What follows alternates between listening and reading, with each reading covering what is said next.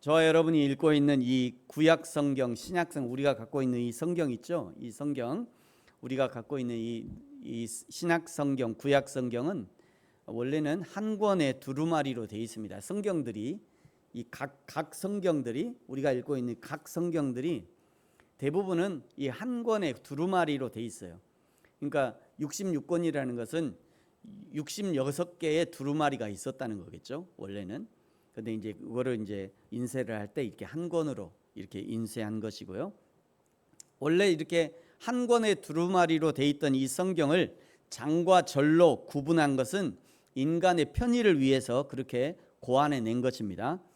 구약의 장 구분은요, 캔터베리의 대주교였던 스티븐 랭턴이라는 영국의 카톨릭 추기경이었던 이 스티븐 랭턴이라는 분이 처음 구약의 장을 구분했어요. 구약의 장.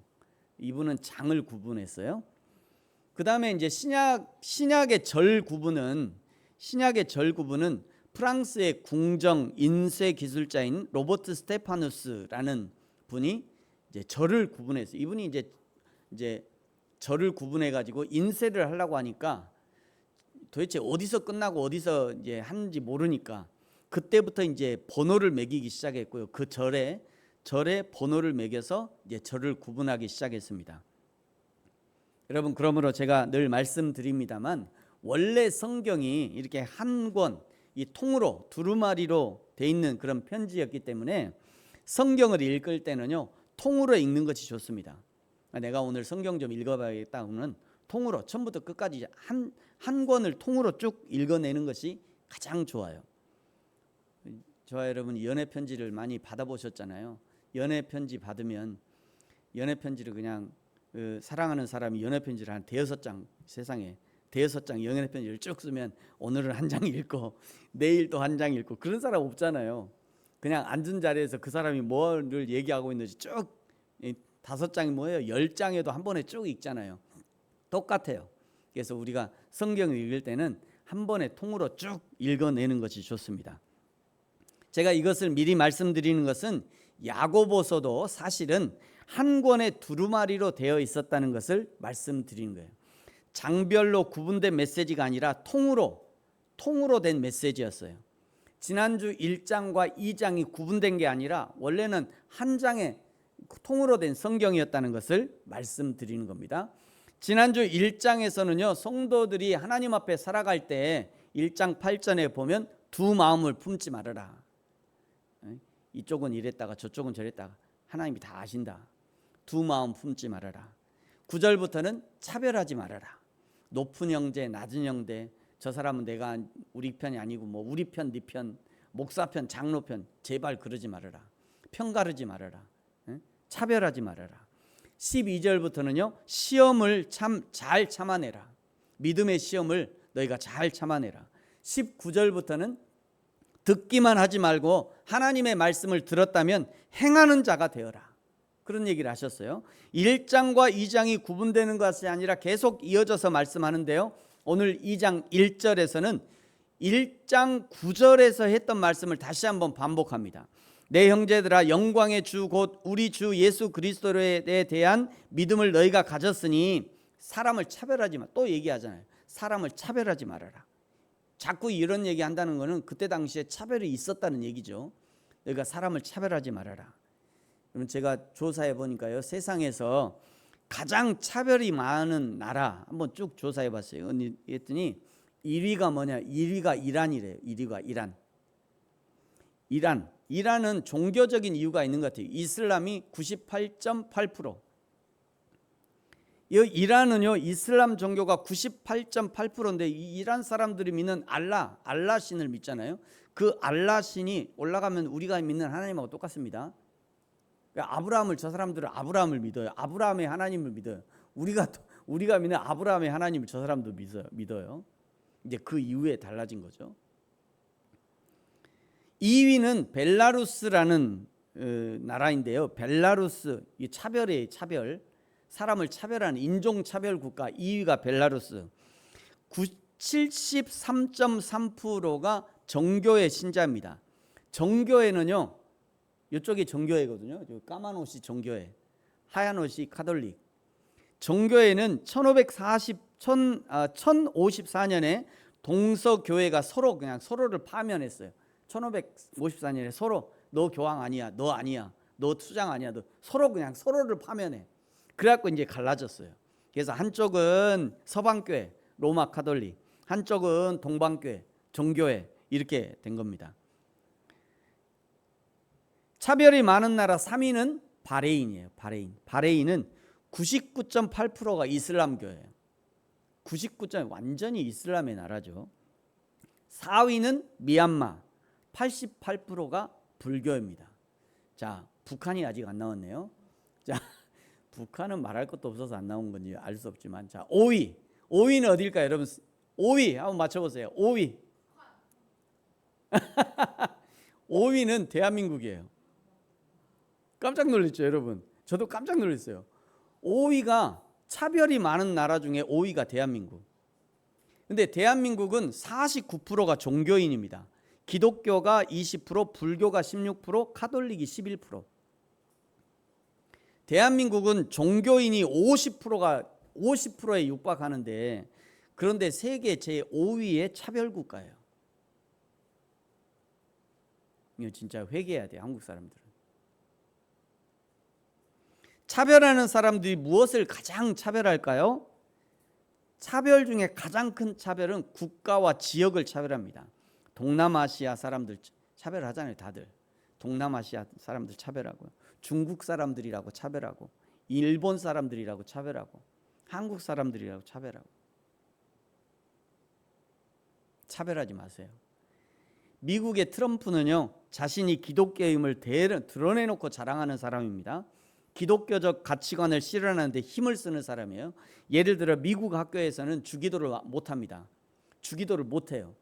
종교 차별이라고 주기도를 못해. 근데 트럼프가 대통령이 되면서 나는 미국에서 주기도를 하겠다. 미국에서는 메리 크리스마스도 못합니다. 종교 차별이라고, 기독교만 차별한다고 메리 크리스마스를 못해요. 그래서 트럼프가요, 나는 미국을 위대한 미국을 하겠다면서 메리 크리스마스를 외치는 그런 나라로 만들겠다. 이래갖고 이제 트럼프가 대통령 당선됐잖아요. 근데 트럼프가 대통령 당선되자마자 외국인 유학생들을 추방하고요, 공부하고 있는 외국인들한테 막 그 비자도 거부하고요, 또 국회의사당을 공격하게 했고요. 그야말로 미국의 기독교를 극우 기독교로 만들어 버렸어요. 며칠 전에요, 일본의 국회의원 선거가 있었습니다. 극우 정당이 큰 의석을 얻었어요. 12표를 얻었어요. 그 참정당 12표. 12표를 얻어갖고 이제 그 국회에 들어가게 됐어요. 이 사람들이 뭐라고 하냐면요, 외국인 혐오 발언, 외국인은 추방해야 된다, 외국인 때문에 일본인들이 뭐 일을 못한다, 그러면서 외국인 추방해야 된다, 이 조선 사람들을 총 이러면서 막 혐오하는 발언이거든요. 그러면 조선 사람들 막 혐오하고 이러면서, 그러면서 이제 일본을 위대하게 한다 막 이러면서, 저 사람들이, 일본 사람들이 얼마나 저 사람들 지지했는지 12표를 얻었어요. 점점 이런 나라가 되고 있어요, 지금. 오늘 야고보서 2장 1절을 시작해서 13절까지가 차별하지 말라는 것을 쭉 얘기합니다. 얼마나 이게 심각한 문제였으면 1절부터 13절까지 차별에 대해서 얘기해요. 다시 한번 여러분 1절을 보십시오. 내 형제들아, 영광의 주 곧 우리 주 예수 그리스도에 대한 믿음을 너희가 가졌으니 사람을 차별하여 대하지 말라. 지금 야고보가 어떻게 예수님을 고백하는지 주목해야 합니다. 일반적으로 야고보서의 저자인 야고보는 예수님의 친동생으로 알려져 있어요. 그런데 어려서부터 함께 자랐던 그 형님 예수, 나랑 같이 어렸을 때 같은 어머니 밑에서 자랐다니까. 우리 형님이 나랑 같이 자랐어. 우리 형님이 나랑 어릴 때 맨날 딱지치하고 놀았던 그 형님을 뭐라고 지금 야고보가 예수님을 고백하고 있냐면요, 그 예수님을 영광의 주다 이렇게 고백하고 있어요. 영광의 주. 두 번째, 야고보는요, 예수 그리스도를 우리의 주라고 고백하고 있습니다. 예수 그리스도가 우리 모두의 주 되심을, 그 예수 그리스도가 나와 당신의 주 되심을 고백하고 있는 거예요. 이렇게 예수 그리스도를 영광의 주로 인정하고, 그리고 나의 주님뿐이 아니라 당신의 주가 되고 우리 모두의 주가 되심을 인정할 때 차별하지 않을 수 있는 거예요. 2절부터 4절까지가 이제 실예를 들고 있어요. 2절에 보면요, 교회에 들어오는 고위급 부자들과 가난한 자들 차별하지 말래요.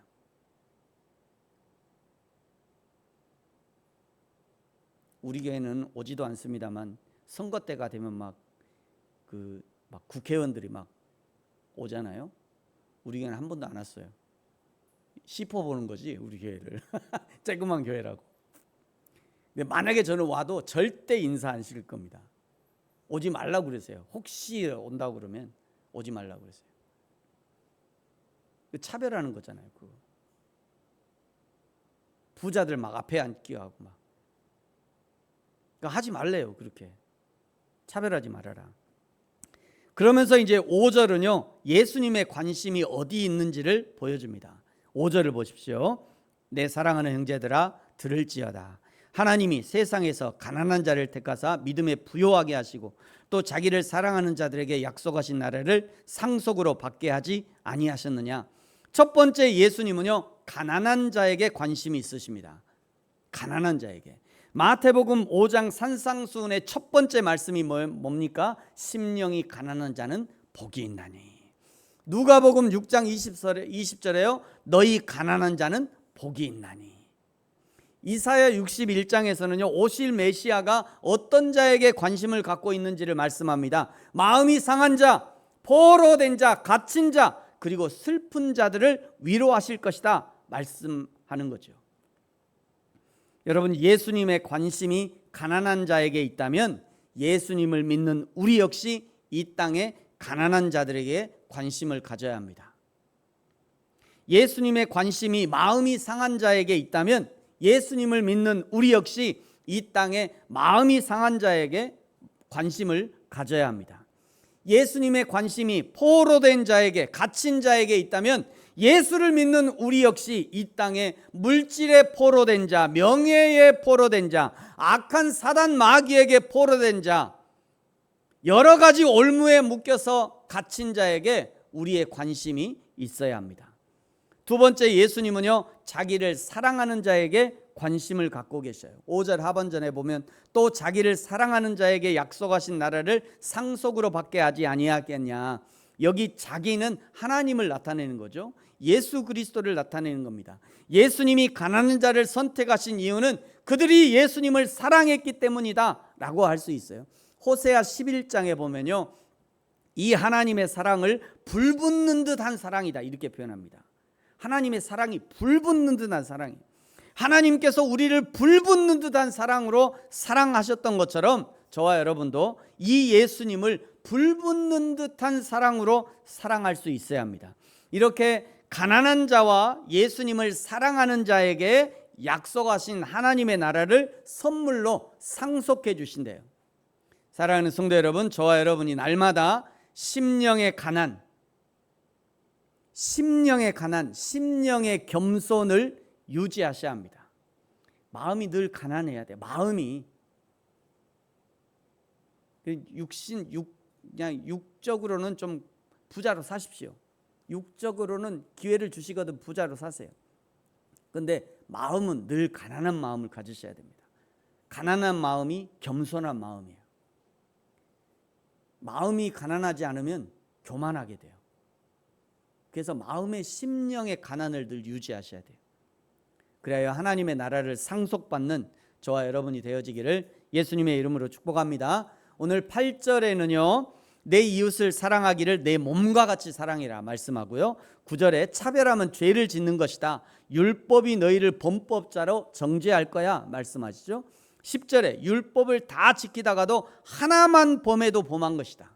이 굉장히 무서운 말이죠. 사실은 율법을 다 지키다가도 하나만 범해도 너를 범법자로 여긴대요. 11절 간음하지 말라 하신 하나님이 살인하지 말라 하셨다. 간음이나 살인은 안 했지만 형제를 미워했다면 그것이 죄가 된다는 그런 의미입니다. 그래서 우리는 어떻게 행해야 되냐? 12절의 말씀이에요. 여러분 12절 같이 한번 읽겠습니다. 시작. 너희는 자유의 율법대로 심판받을 자처럼 말도 하고 행하기도 하라. 이 말씀은요, 모든 율법에 대해서 차별 없이 간과하지 말고 행하라는 거예요. 여기 자유의 율법이라는 것은 예수 그리스도를 통해서 주어진 새 계명, 즉 복음을 의미합니다. 이것은 사람들을 속박하고 구속하는 것이 아니라 사랑 안에서 은혜와 긍휼로 인도하기 때문에 자유로운 거예요. 여러분, 저와 여러분에게는 모든 것을 행할 자유가 있습니다. 모든 것을 뭐든지 다 해도 돼요. 저와 여러분은 뭐든지 다, 모든 것을 행할 자유도 있고 모든 것을 하지 않을 자유도 있어요. 목사님이 아무리 말해도 안 할 자유가 있어요. 안 해도 돼요. 마음대로 하세요. 그냥 목사님이 아무리 말해도 뭐 할 자유도 있고 안 할 자유도 있어요. 목사님만이 아니라 뭐든지 다, 뭐든지 다. 예배에 갈 자유도 있고 안 갈 자유도 있습니다. 뭐 우리가 주일에 예배한다고 그래서 뭐 꼭 여기 와야 되고 와야 돼 뭐 천국 가고 그 이단이에요. 그렇게 얘기하면 모든 우리에게 모든 자유가 다 있어요. 그러나 마지막 날에 그 모든 것을 심판하실 예수님을 기억하면서, 마지막 날에 하나님이 심판하실 것을 기억하면서 하기도 하고 하지 않기도 하고, 그걸 기억하래요. 사랑하는 성도 여러분, 누군가 나에게 강요하지 않지만 그러나 자유의 복음, 자유의 율법으로 하나님과 이웃을 사랑하는 저와 여러분이 되어지기를 예수님의 이름으로 축복합니다. 오늘 17절에는요 다시 한번 반복해서 얘기하죠. 지금 몇 번째 반복하고 있어요. 행함이 없는 믿음은 죽은 것이다. 아주 단호하게 말씀하죠. 믿음과 행함이 어떤 관계가 있길래 행함이 없는 믿음은 믿음도 아니다. 그게 아니라 행함이 없는 믿음은 죽은 거래요. 죽은 거. 죽은 거랍니다. 애초에. 그건 믿음도 아니야. 그런 게 아니라 애초에 죽은 거래요. 17절의 말씀을 전달하기 위해서 가난한 자에 대한 행동을 예로 들어 설명하셨어요. 15절에 보니까요. 만일 형제나 자매가 헐벗고 일용할 양식이 없는데 16절에 너희 중에 누구든지 그에게 이르되 평안히 가라, 덥게 하라, 배부르게 하라 하며 그 몸에 쓸 것을 주지 아니하면 무슨 유익이 있겠냐. 그저 말로만 위로하고 그래 힘내세요, 배골지 마세요, 어디 가서 뭐라도 드세요, 열심히 사세요, 이런 것은 전혀 그 사람에게 뿐만 아니라 자기 자신에게도 유익이 되지 않는데요. 이런 행함이 없는 믿음을 17절에서는 죽은 것이다 라고 선언하는 거죠. 제가 언젠가 이것도 예화로 들었는데 또 한 번 예화를 들겠습니다. 제가 어느 교회 화장실에 가서 본 예화예요. 그리스에 가면 아크로폴리스라고 있습니다. 그리스 산 꼭대기에 있어요. 저 아크로폴리스에 사람들이 관광을 가면요 꼭 가져가는 게 하나 있대요. 뭐냐면 저 성체 바닥에 이렇게 있는 그 작은 졸맹이, 그 가져가지 말라고 그렇게 써져 있어도 그거 하나 꼭 호중에다 그 가져가지 마세요 이렇게 표지가 붙어 있는데도 꼭 그거 하나, 작은 돌멩이 하나 꼭 가져간대, 챙겨간대. 마치 이 돌멩이가 수천 년 전에 그 건물의 잔해로 생각하고 다 가져가는 거예요. 그런데 정작 수천 명의 사람들이 거기서 하나씩 다 가져가는데 왜 그 작은 돌멩이는 아직도 남아있는가? 그 이유가 정기적으로 수키로 떨어진 그 채석장에서요 작은 돌멩이들을 이 덤프트럭 갖고 와가지고 거기다 쫙 뿌리는 돌멩이를. 그러면 사람들은 그거 보고 그냥 그게 막 수천 년 전에 그런 그 유적의 흔적인 줄 알고 그거 다 가져가는 거예요. 그리고 그 예화의 마지막에 이렇게 써져 있어요. 그 예화의 마지막에 가짜 믿음은 가짜 인생을 만든다.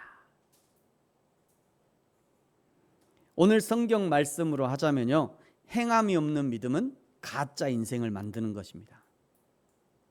사랑하는 성도 여러분, 저와 여러분의 믿음은 어떤 믿음입니까? 새벽에 일어나서 교회 갔다 온 것으로 만족하는 인생은 아닙니까? 주일에 교회 갔다 왔고 오늘 주일에 헌금했고 또 주일에 봉사했고 그것으로 만족하는 인생은 아닌지 돌아보셔야 합니다. 내가 믿는 성경의 진리가 나의 삶과 행동을 바꿀 수 있어야 합니다.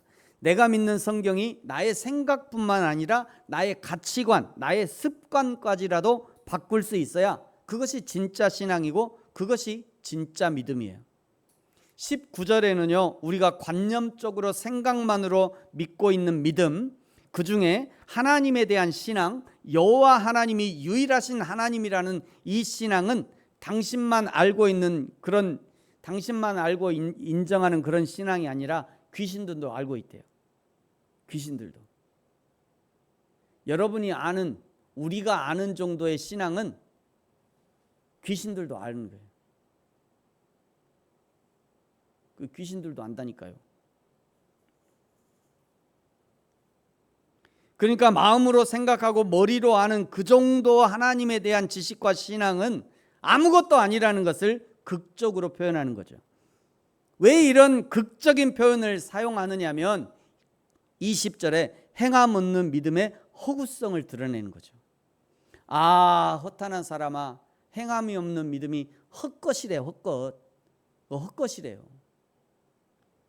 그러면서 오늘 성경은 아브라함의 예를 들어 말씀합니다. 21절을 보십시오.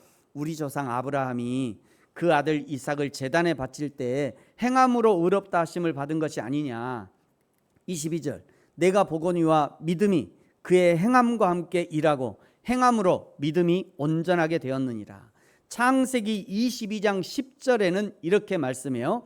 아브라함이 손을 내밀어 칼을 잡고 그 아들을 죽이려 했다라고 한 것이 아니라 그 아들을 어떻게 했다고요? 잡으려 했대요. 잡으려. 그 아들을 그냥 동물 양의 하나처럼 그 아들을 잡으려 했다. 모리아산에 도착한 아브라함에게 이삭은요 이미 더 이상 아들이 아니었습니다. 아브라함이 하나님 앞에 제사를 드릴 때 익숙하게 잡았던 양 중에 한 마리처럼 이 양의 어느 부분을 칼로 찔러야 한 번에 고통 없이 날뛰지 않고 죽는지 아브라함은 너무도 잘 알고 있었어요. 그래서 그 부분을 정확하게 칼을 꽂아 넣으려 했던 거죠. 제가 오늘요 칼을 하나 만들었어요. 무섭죠? 아브라함이 칼을 이렇게 잡았잖아요. 이렇게. 아브라함이 칼을 잡고요. 아마 이렇게 잡았을지도 모르겠어요. 이렇게 잡았어요. 아브라함이 칼을 잡고 이삭을 이게 목덜미 이렇게 잡고요. 이제 칼을 이제 팍 찌르려고 하는 거예요. 아브라함이 생각했을 것 같아. 하나님 보고 계시죠? 자 이제 찌릅니다. 하나님 더 찔러요. 이렇게 팍. 내가 요때쯤 이렇게 내가 찌르려고 하나님이 탁 내 손을 잡으시면서 야 아브라함아 하지 마라. 아마 이렇게 생각하고 자 하나님 더 찔러요. 계속 눈치 보면 하나님 눈치 보면서 자 찔릅니다. 찔러요. 그러면 그때 하나님이 아브라함아 하나님 더 부르셨어요. 야 하지 마라. 내가 잡으려고 했는데 내가 잡으려고 다시 내가 이 아들 이삭을 잡으려고 했는데 하나님이 또 잡으시니까 내가 또 놔야지 또. 하나님 내가 잡으려고 했는 거 아시죠? 근데 하나님이 내 손 잡아갖고 내가 못한 거예요. 하나님 아시죠? 그런 거 아니었다고요. 지금 얘기하는 거예요. 그런 거 아니었어요. 그런 거 아니었어요. 제가 좀 웃기게 표현했습니다만 저와 여러분의 신앙은 하나님 앞에 연기하는 신앙입니까? 아니면 진짜입니까? 하나님 앞에 맨날 연기만 하는 신앙인지 진짜 아브라함 같은 신앙인지 여러분 한번 돌아보셔야 돼요. 이미 아브라함의 칼은요 그 아들 이삭의 심장을 관통하고 있었습니다. 그거를 창세기 22장 16절에는 이렇게 표현해요. 내가 이같이 행하여 내 아들 내 독자도 아끼지 않으려고 하였은즉 아끼지 않으려고 하였은지가 아니라 성경은 뭐라고 표현하냐면 내 아들 내 족자도 아끼지 아니하였은즉 이렇게 표현되어 있어요. 아끼지 아니하였은즉. 이미 하나님은 아브라함의 아들 이삭을 제물로 받은 겁니다. 이미 받은 거예요.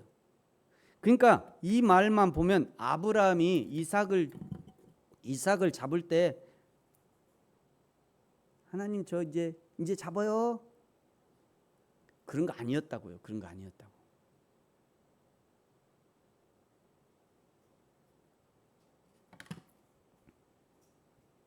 사랑하는 성도 여러분, 우리를 향하신 그의 독생자 예수 그리스도를 십자가에 주시기까지 우리에게 아낌없는 사랑을 베푸시는 그 하나님,